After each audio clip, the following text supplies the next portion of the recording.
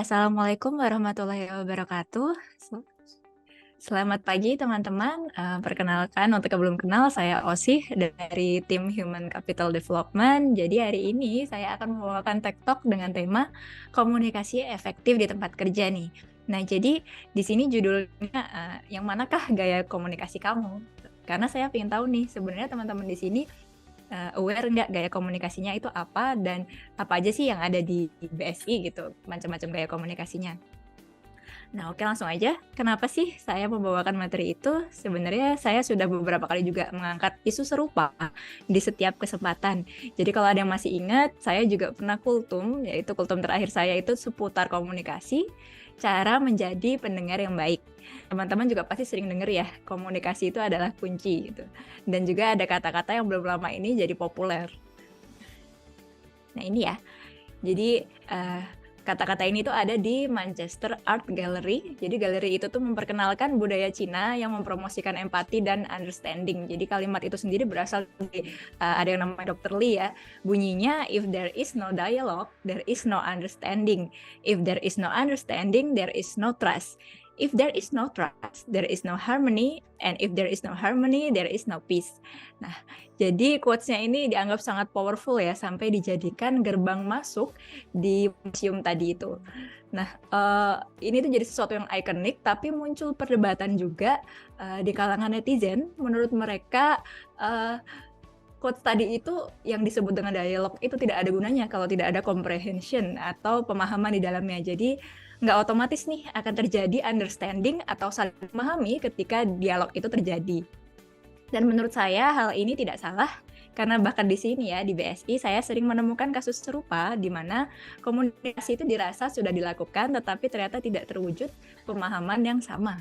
Dan memang itu sudah termasuk berkomunikasi ya, walaupun tidak terwujud pemahaman yang sama itu. Nah, saya dulu pernah salah paham mengira bahwa ketika fase understanding itu tadi tidak terjadi, itu sama dengan belum berkomunikasi. Nah, ternyata komunikasi itu ada bermacam-macam, tapi yang ingin kita capai, terutama dalam konteks bekerja ya, agar lebih efisien, itu adalah komunikasi yang efektif. Karena tidak semua bentuk komunikasi itu baik, maka dari itu saya merasa ini penting untuk dibawakan. Nah, jadi tujuan dari penyampaian materi ini, yaitu sebelumnya saya mau nanya nih ke Mbak Nanda ya. Oke, Mbak Nanda, bisa nggak sih kita baca pikiran orang lain? Ini kan Mbak Nanda notabene-nya ada psikolog ya, jadi saya pengen tahu nih gitu jawabannya. Nggak bisa, Mbak. Kita bukan cenayang. Bisa nanti jadi dukun, Mbak. Nah, itu ya berarti valid ya, walaupun mitosnya, rumornya pada bilang kalau psikolog itu kan bisa ya nerawang based on science gitu, dari latar belakang bidang keilmuannya gitu. Tapi ternyata mereka pun tidak bisa gitu bilang kalau emang kita tuh nggak bisa baca pikiran orang lain. Nah, jadi kalau kita nggak bisa baca pikiran orang lain, berarti orang juga nggak bisa dong baca pikiran kita. Nah, maka dari itu kita butuh nih gaya komunikasi yang baik ketika berinteraksi dengan orang lain. Oke, jadi gaya komunikasi di sini ada 4 ya yang akan saya sampaikan. Jadi yang pertama pasif, yang kedua agresif, yang ketiga pasif agresif, dan yang keempat asertif. Nah, kita masuk dulu ke poin pertama. Nah, komunikasi pasif nih. Nah, orang yang menerapkan gaya komunikasi ini susah untuk mengekspresikan diri mereka dan cenderung mengalah ke orang lain. Jadi nggak jarang juga karena mereka nggak bisa kasih tahu nih apa yang ada di kepala mereka serta emosi yang mereka rasakan, jadinya malah muncul miskom dan emosi negatif yang biasanya itu dipendam. Tapi di saat yang bersamaan, mereka juga termasuk orang yang menghindari konfrontasi atau konflik dengan orang lain. Jadi orang dengan gaya komunikasi ini tuh biasanya susah nih buat jaga kontak mata, susah bilang enggak, juga termasuk ke tipe yang ya udah deh ngikut aja gitu. Nah, punya gaya komunikasi pasif ini sangat rentan ya membuat hidup teman-teman jadi kacau karena besar kemungkinan akan terseret ke sana kemari untuk hal-hal yang sebenarnya tuh nggak teman-teman sukai dan sebenarnya nggak mau dilakukan. Tapi di sisi lain, orang lain juga nggak tahu nih kalian sukanya apa, maunya apa. Padahal tadi kita tahu orang lain nggak bisa baca pikiran kita. Nah, tinggal ngomong aja apa susahnya sih gitu. Itu adalah tanggapan umum orang-orang ke orang yang memiliki gaya komunikasi ini. Nah, harus diperhatikan lagi ya bahwa gaya komunikasi itu terbentuk dari berbagai aspek ya. Bisa aja dia punya trauma, bisa lingkungannya dia seperti apa. Jadi mungkin itu mudah buat kamu, tapi buat dia enggak. Nah, bukan berarti nggak mungkin untuk diperbaiki karena semua itu cuma untuk belajar dan latihan. Oke, kita masuk yang kedua, yaitu komunikasi agresif. Kalau tadi kita bahas soal gaya komunikasi yang susah ngomong, gaya berikutnya adalah kebalikannya, yaitu gaya komunikasi yang agresif. Jadi orang yang menerapkan ini biasanya memiliki keinginan untuk mendominasi segalanya. Biasanya sih suaranya keras, kontak matanya tuh intens ya, bahkan kadang mungkin melotot. Dan biasanya terlihat ingin mengontrol orang lain, jadi kadang dia mengintimidasi, memberikan kritik tajam, menyalahkan, dan sebagainya. Nah, saya yakin nih banyak dari teman-teman yang pernah bertemu dengan orang yang memiliki gaya komunikasi seperti ini. Nah, di saat bersamaan memang kadang-kadang mereka dipandang sebagai sosok leader yang baik dan tegas, tapi sebenarnya nggak selalu. Kalau bentuk omongan gaya agresif ini, mereka punya pemikiran bahwa saya benar dan Anda salah, atau suka bilang bahwa cara saya atau enggak sama sekali. Nah, serta jarang bisa mendengarkan pendapat orang di sekelilingnya dengan baik. Nah, di BSI pun beberapa kali saya menghadapi gaya komunikasi ini dari rekan kerja. Tapi ada di antara mereka yang nggak selalu memunculkan atau menggunakan gaya komunikasi ini. Jadi, muncul ketika situasinya dianggap merugikan yang bersangkutan atau konteks yang dibicarakan itu sensitif buat dia. Oke, yang selanjutnya ada komunikasi pasif-agresif. Nah, ini adalah kombinasi yang dua gaya komunikasi yang tadi, yaitu pasif dan agresif. Nah, disebut gitu karena gaya komunikasi ini bentuknya kayaknya pasif sih, tapi makna kata-katanya tuh sebenarnya agresif. Nah, orang dengan gaya komunikasi ini cenderung nih lebih ke bicara pelan-pelan, biar nggak kedengeran, susah mengkomunikasikan pendapat mereka dengan jelas, dan apa yang dia pikirkan dan rasakan itu beda dengan hal yang ditampilkan. Jadi kalau orang yang pasif agresif ini biasanya bisa aja dia sebenarnya marah, tapi mukanya tuh senyum. Nah, sebenarnya juga mereka yang pasif agresif ini paham apa yang mereka mau dan butuhkan, tapi kesulitan untuk mengkomunikasikannya dengan jelas. Jadi kalau bentuk omongannya misalnya seperti ini, ya udah nggak apa-apa gitu aja, tapi nanti kalau ada masalah apa ditegur bukan salahku ya, gitu. Saya dengan suara kecil dan bentuk kalimat yang sarkas. Bisa juga bilang bergumam gitu ya, oke dari mananya?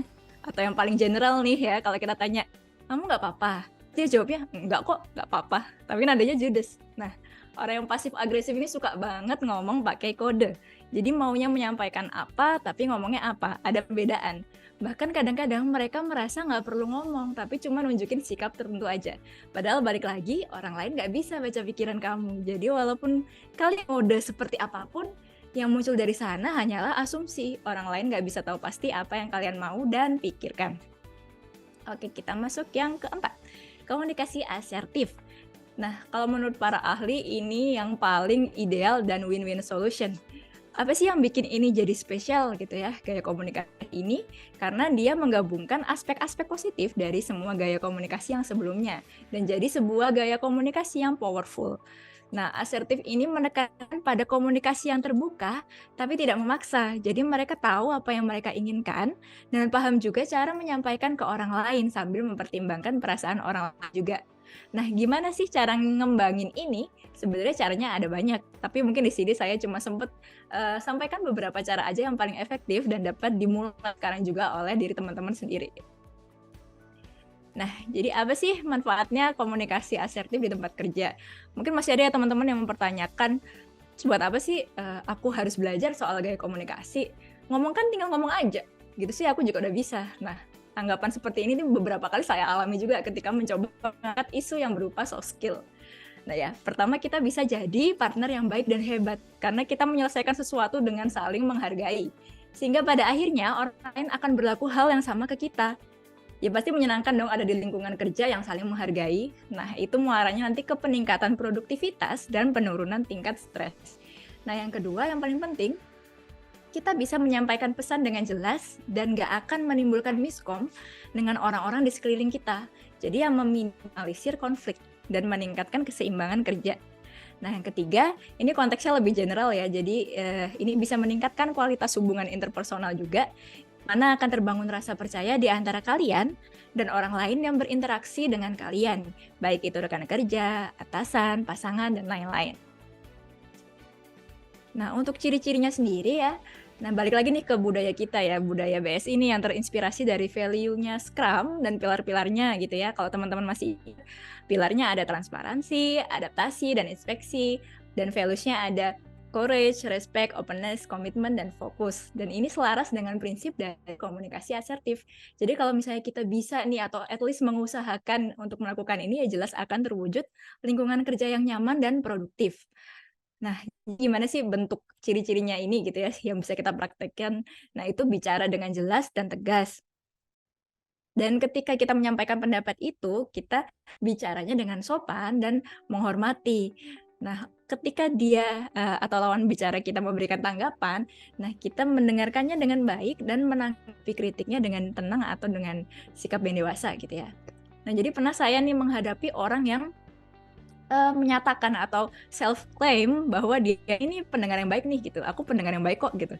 Tapi ketika saya coba berkomunikasi atau berinteraksi dengan orang ini, mereka tidak memperhatikan yang saya katakan. Kadang juga sibuk sendiri nih dengan device-nya, dengan laptop atau HP, atau sekalinya memperhatikan, mereka itu cuma karena mau motong kalimat dengan bantahan-bantahan. Bahkan sering terjadi ketika saya menghadiri meeting, sebagian besar peserta yang hadir tidak mendengarkan sama sekali apa yang disampaikan pembicara. Kadang malah sengaja menyampaikan dengan mengobrol sendiri. Jadi semoga teman-teman di sini sudah lebih paham ya apa artinya pendengar yang baik ya, karena udah sering disebut-sebut juga gitu ya. Yang selanjutnya nih ada tipsnya nih untuk melakukan komunikasi asertif.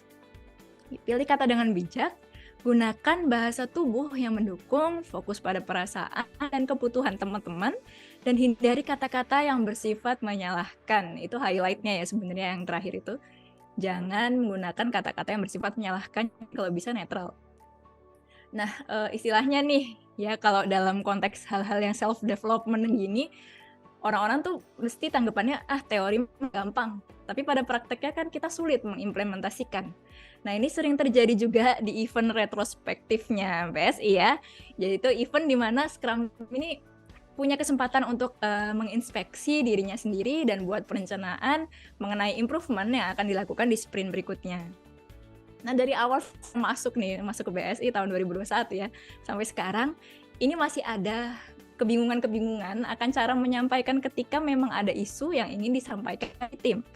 Jadi teman-teman takut salah, takut terbawa emosi, takut memperkeruh suasana, atau bisa juga nih, mungkin udah pernah kejadian sebelumnya ada yang isu gitu dan jadi runyam gitu. Nah, kita tahu itu nggak enak, makanya kita nggak mau itu terjadi lagi gitu.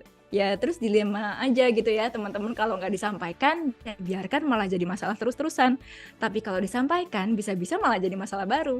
Nah, gimana dong cara ngomong yang enak supaya yang kita ingin sampaikan tersampaikan dengan baik dan nggak ada miskom antara kita sama teman-teman tim. Nah, jadi ada 4 cara komunikasi asertif yang paling efektif, apalagi buat kalian yang merasa udah ngomong dengan jelas tentang apa yang dirasain, tapi kok tetap aja ya nggak tersampaikan gitu ya, malah kadang-kadang jadi berantem. Nah, sebenarnya selama ini mungkin aja karena kita tuh cenderung suka ngomong pakai yang biasa disebut dengan you statement. Nah, apa sih you statement? Misalnya contoh kalimatnya seperti ini. Ini ya konteksnya kalian nggak sengaja datang telat untuk meeting. Terus rekan kerja bilang nih, kamu telat banget sih, gara-gara kamu kan acaranya jadi ikut ngaret gitu. Nah, rekan kerja lainnya bilang begini, saya keberatan nih kamu datang terlambat, karena menurut saya itu kayak nggak menghargai waktu saya. Nah, walaupun mirip, tapi ada perbedaan cukup signifikan di antara dua kalimat tersebut. Jadi intinya you statement adalah sebuah kalimat yang kita ucapkan ke orang dan dimulai dengan kata-kata kamu, Anda, dan sebagainya. Jadi kalian mulai kalimat dengan menyebut dia duluan gitu ya, menuding gitu ya. Kalimat yang dimulai dengan kata kamu itu punya kecenderungan untuk digeneralis secara nggak akurat sama lawan bicara kita. Dan sering banget nih pada akhirnya malah membuat lawan bicara kita tuh ngerasa disalahin dan dituduh. Padahal belum tentu asumsi mereka itu benar. Bisa juga maksud kita waktu ngomong kan bukan mau nuduh ya, atau bukan mau nyerang, tapi somehow jadi terdengar seperti itu. Padahal salah satu alasan kita menerapkan Scrum adalah agar terhindar dari blaming culture. Nah, di kalimat yang kedua, itu dianggap lebih jelas ya, kalau itu emosinya si rekan kerja kita. Kalau dia itu nggak suka, dia itu marah, dan dia memposisikannya dengan baik. Dia memposisikan itu memang sebagai perasaan dia, dan bukan sebagai fakta, bukan sebagai sebuah tuduhan untuk kamu. Jadi dia mengekspresikan ketidaksukaannya. Jadi beda ya. Jadi kalau yang pertama itu kesannya lebih membuat tidak nyaman, kamu merasa diserang. Tapi kalau yang kedua, kamu malah jadi tahu nih, oh ternyata dia nggak suka nih. Karena kalau misalkan aku melakukan ini, dia merasa seperti itu. Nah jadi lebih bisa menerima. Nah sama nih, kalau kalian ngomong ke orang juga seperti itu ya. Jadi ketika kamu menyampaikan opini dan perasaan, ya itu sebagai opini dan perasaan. Bukan sebagai tuduhan atau seolah-olah itu tuh fakta. Nah itu akan jauh lebih baik dan jauh lebih bisa diterima sama orang lain. Nggak pakai awal kalimat yang seperti ini. Kamu tuh mesti gini deh. Kamu tuh emang nggak pernah ya. Kamu tuh kenapa sih? Nah, kita harus coba pakai cara penyampaian atau pendekatan lainnya, yaitu dengan I statement. I statement ini dimulai dengan kata-kata aku. Jadi, misalnya kita bisa bilang nih, aku tuh ngerasanya seperti ini deh. Atau, kalau dari pandangan aku ya, nah contoh kalimat lainnya tuh gini, misalnya you statement-nya berbunyi, kamu tuh emang nggak pernah bisa ya ngikutin instruksi yang saya kasih.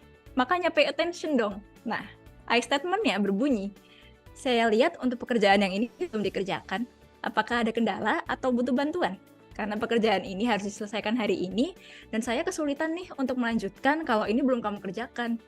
Nah, jadi ketika diawali dengan kata aku, kita sedang menyampaikan dari sudut pandang kita. Sehingga asumsi itu nggak muncul sama sekali dari lawan bicara kita. Karena mereka paham kalau yang kita ungkapkan itu adalah sudut pandang kita. Dan lebih terdengar empati dengan lawan bicara. Nah, ketika menggunakan I statement ini, kita juga perlu memperhatikan beberapa hal. Ini ya.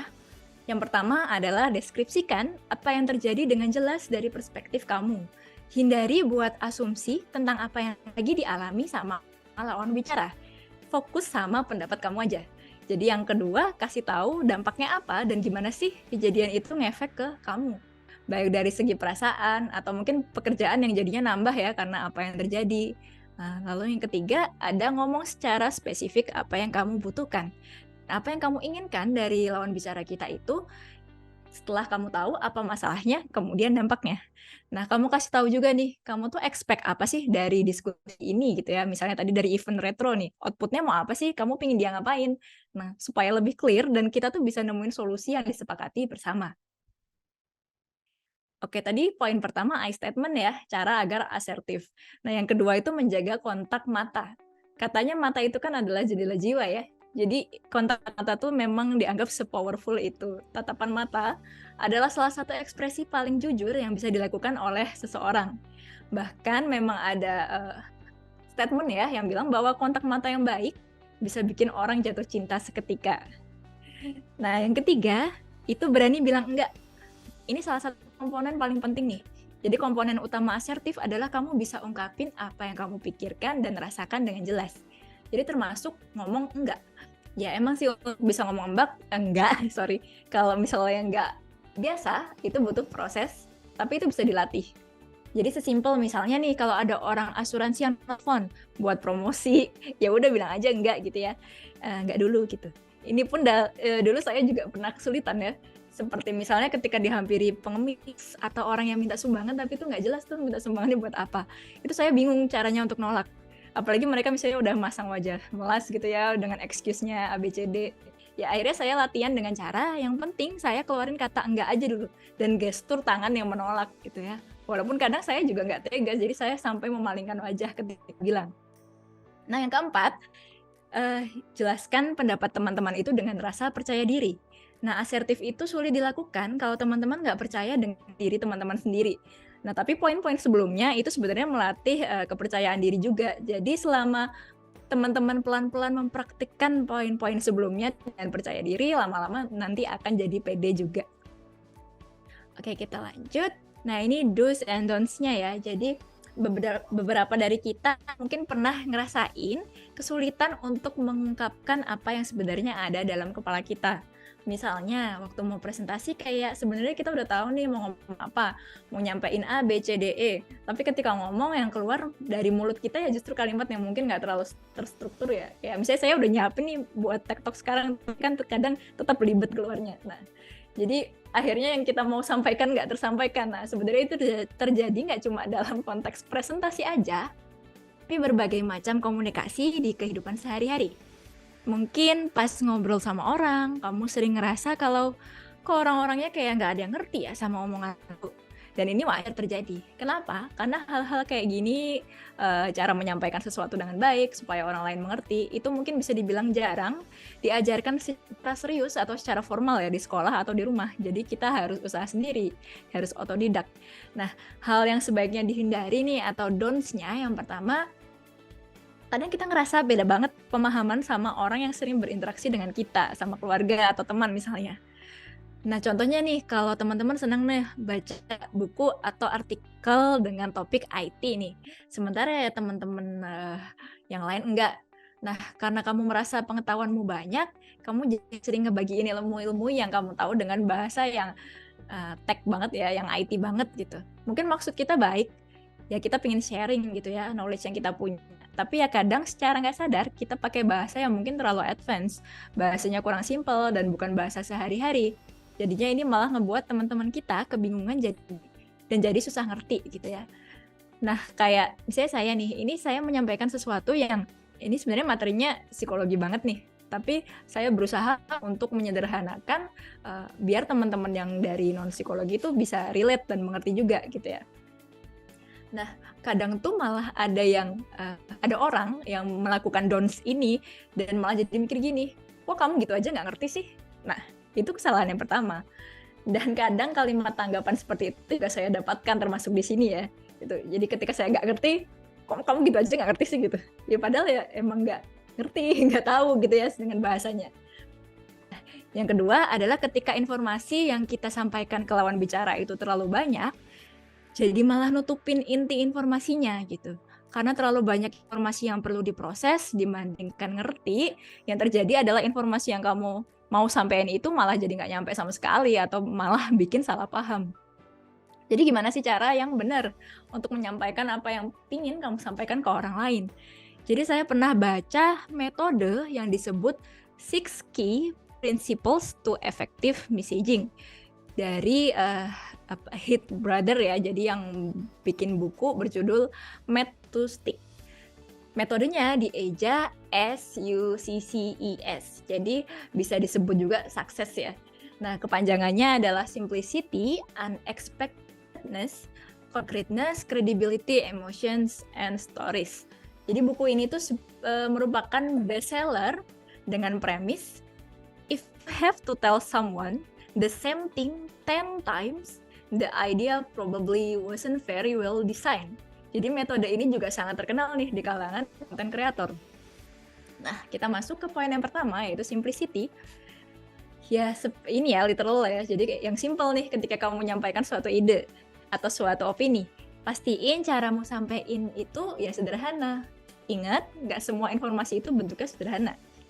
Misalnya seperti ucapan dari seorang perintis arsitektur modern namanya Ludwig, dia menggaungkan kalimat less is more. Nah, itu kan gampang dipahami ya, simple. Nah, contoh lainnya, misalnya nih, teman-teman harusnya tahu ya, jadi pernah ada nih strategi dalam pemasaran notebook ya. Jadi ada satu brand yang masarin produknya dengan menuliskan secara detail spesifikasi produk terbarunya, mulai dari prosesor, sistem operasi, RAM, hingga kapasitas hard disknya. Nah, terus brand lain nih kompetitornya hanya mengiklankan produknya dengan menggunakan visual berupa notebook yang dimasukkan ke dalam amplop dan satu kalimat, the world's thinnest notebook. Jadi kan terlihat yang lebih mudah diingat itu yang mana. Kemudian kita masuk ke yang kedua, yang unexpected. Nah, untuk buat konten yang mudah diingat atau ide yang bisa ditangkap langsung sama audiens, kita perlu buat itu jadi sulit ditebak gitu ya. Kita munculkan rasa penasaran mereka dulu gitu ya di prolognya. Nah, kita harus mempertahankan perhatian mereka, bangun curiosity gap atau tanda tanya yang bikin mereka pengen cari tahu lebih lanjut lagi. Salah satu contoh umum ya untuk unexpected ini adalah mungkin kalau yang senior tahu ya, pernah dengar film The Blair Witch Project. Jadi film ini dirilis tahun 99 dan merupakan film dokumenter. Nah, waktu itu tuh film ini viral banget gitu ya. Mungkin film dokumenter pertama yang bisa seviral itu karena ada rumor bahwa mahasiswa yang buat film itu hilang. Nah, teknik marketing yang sangat baik dan dapat membangun curiosity gap akhirnya bikin film yang sebenarnya itu cuma fiktif jadi sukses dan ditonton banyak orang. Nah, ketiga itu ada concreteness. Jadi kita sampaikan sesuatu, pastikan yang disampaikan itu spesifik, jelas, dan based on fact. Konsep dari prinsip yang ini adalah dengan menunjukkan, jadi bukan menceritakan. Sebagai contohnya nih, ketika kamu mau ngasih tahu orang nih ada handphone yang kuat dan tahan air, ya kita harus membuat iklan ya, atau mencontohkan atau menunjukkan nih, handphone itu dijatuhin dari ketinggian tertentu atau direndam dalam air, itu nggak rusak gitu, jadi lebih meyakinkan. Nah, selanjutnya ada credible. Nah, orang mungkin nggak mau buang-buang energi ya sekarang mencerna info yang menurut mereka tuh nggak bermutu. Jadi ada baiknya kasih tahu lawan bicara kamu sumbernya dari mana, misalnya dari buku, jurnal, artikel, dan sebagainya. Banyak yang beranggapan kalau data statistik itu lebih dipercaya dan dapat membangun kredibilitas. Tapi pada kenyataannya data angka itu nggak mudah diingat. Nah, terus gimana dong cara untuk nunjukin kalau ini kredibel tapi mudah diingat? Jawabannya adalah dengan menggunakan perbandingan. Sebagai contoh, dalam 100 gram popcorn punya kandungan sekitar 375 kalori. Nah, dengan menyebutkan angka, siapapun pasti tahu kalau oh ini kandungannya besar ya. Nah, tapi begitu disebutkan, kalau lemak yang terkandung dalam 100 gram popcorn sama dengan mengonsumsi steak atau kentang goreng atau burger, nah kita akan benar-benar paham bahwa lemak yang kandung dalamnya tuh ya emang sebesar itu gitu. Nah, selanjutnya ada emotional dan stories, itu hampir mirip ya. Jadi kita coba untuk mengenali kebutuhan emosi lawan bicara, yang dengan itu mereka merasa dirangkul gitu. Nah, ini bisa dilakukan dengan cara nyeritain pengalaman yang kamu punya ke lawan bicara kamu, misalnya cerita inspiratif dari tokoh tertentu yang kamu tahu atau pengalaman kamu pribadi, dan usahakan ketika menyampaikan itu gunakan bahasa yang sesimpel mungkin supaya orang itu juga bisa relate. Terus ada tantangan dalam menjadi asertif. Nah, saya pribadi juga merasa nih banyak sekali orang Indonesia atau orang Asia ya secara umum termasuk kita juga, kalau disuruh kasih pendapat tuh susah banget dan bisa jadi tantangan pribadi. Beda sama yang lain-lain ya, apalagi orang Barat itu kan mereka sangat vokal ya, kalau bisa langsung ngacung gitu. Kalau kita kan harus ditunjuk, itu pun kadang nggak mau. Nah, kita bingung cara nyampein pendapatnya. Takut kalau misalnya ngomong orang lain tuh malah nggak nyaman, takut dibantah, takut jadi tersudut. Nah, saya sendiri pernah berada di situasi seperti itu dan rasanya tuh memang banyak nih yang ingin saya utarakan, pendapat-pendapat terkait situasi waktu itu. Tapi rasanya itu malah frustasi sendiri karena bahkan nggak tahu susunan kata, kalimat, atau narasi yang seperti apa nih yang harus saya berikan agar lawan bicara tuh mengerti maksud saya. Karena ketika itu lawan bicara saya tuh punya gaya komunikasi yang agresif. Jadi saya sudah keburu merasa overwhelming ya, capek, dan nggak pingin berpendapat apa-apa lagi karena tahu nantinya hanya akan didebat dan disudutkan aja. Nah, ini sangat mungkin terjadi juga ya di lingkungan kerja. Yang ujung-ujungnya ya kita pendam aja rasa keselnya, kita iyakan yang mereka bilang, kita kerjain apa yang diminta, atau cari rekan kerja yang kita cocok dan kita kerjain kerjaannya bareng sama mereka. Nah, pada dasarnya nih, nyampain apa yang kita pikirin dan rasa itu emang nggak mudah. Apalagi kalau misalnya kita nggak punya pengalaman atau jarang nih membiasakan diri tentang gimana cara ngelakuinnya. Dan di akhirnya malah overthinking sendiri. Ketika kita mau menyampaikan, kita mikir, aduh emang caranya gimana ya, emang bisa ya gitu. Dan akhirnya bukannya dapat solusi, yang malah frustasi aja sendiri dan juga ke orang lain. Langkah paling awal nih untuk memperbaiki ini sebenarnya bisa dimulai dari diri sendiri, yaitu dengan mengenali diri kita sendiri. Jadi kita mungkin juga belum bisa kenal sama diri kita. Kita nggak tahu kalau kita tuh lagi cemas, lagi marah, lagi sedih, itu kita harus ngapain. Dan kalau misalnya kita nggak tahu harus ngapain, ketika misalnya nih, kamu lagi kerja di kantor, terus ada hal yang nggak mengenakan terjadi.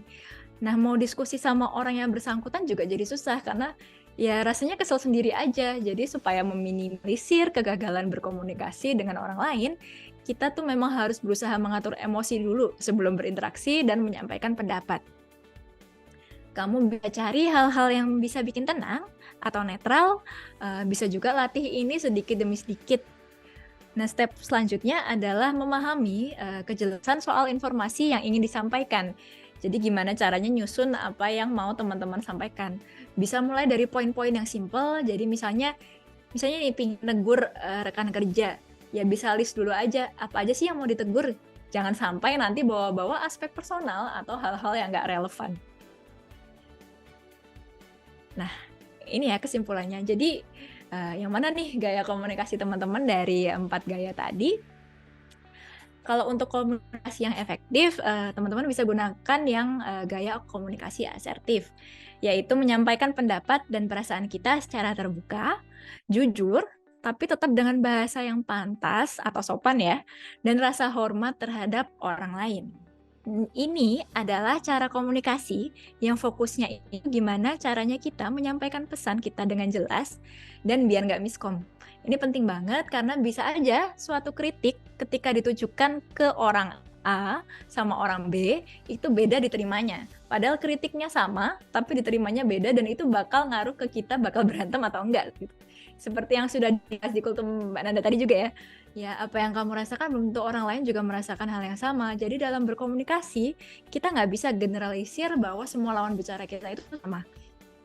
Komunikasi itu sendiri sebenarnya kemampuan yang bisa banget nih dikembangin dengan latihan. Entah itu latihan sendiri atau dengan bantuan orang lain. Dan bukan hanya dilatih sebelum teman-teman berkomunikasi aja, tapi juga harus dibiasakan ya.